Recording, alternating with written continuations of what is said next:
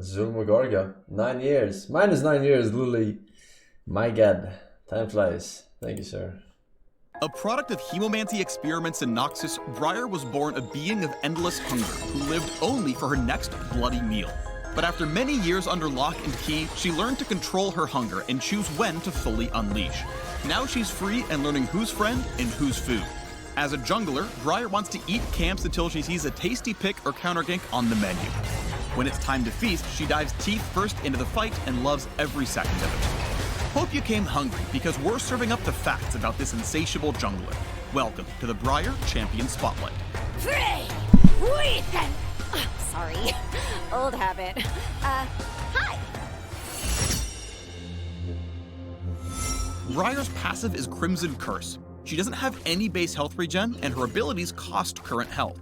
She can still heal with potions and whatnot, but what she really wants is blood.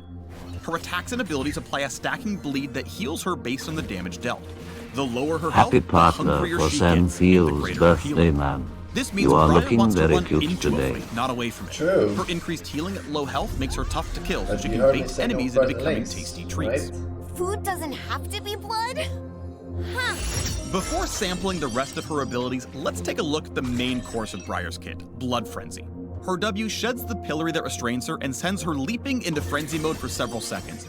She self-taunts to the nearest meal in range, prioritizing enemy champions wherever possible.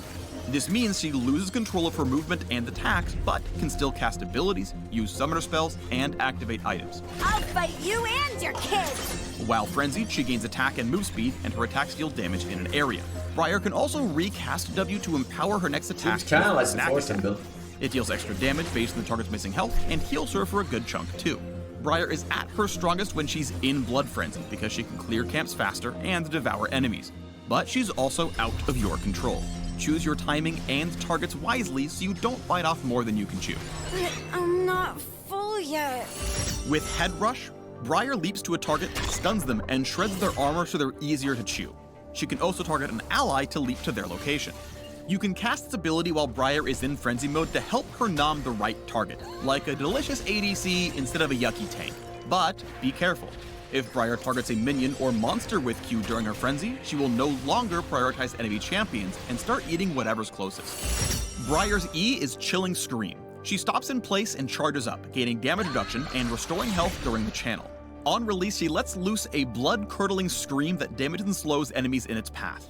With a full charge, the scream knocks enemies back, stunning them if they hit a wall and dealing tons of damage. Briar can cast its ability while she's in frenzy mode to snap out of it. In fact, it's the only way to end Blood Frenzy early, so don't waste that cooldown. Use it to heal up and disengage after you've gotten your fill of fighting, or slam your next target into a wall for seconds. We don't have to fight. You could just share your butt. Nowhere is safe from Briar when she's hungry, and that's all the time. For her ult, Certain Death, Briar kicks a hemolith across the map. It travels over a huge range and marks the first enemy champ it hits as her prey. Then she flies to their location like a bat out of hell. On landing, she damages everything nearby and makes other enemies flee in terror. Then it's dinner time. Briar enters an Fairly similar to Fiddlestick ult. It gives the fear too.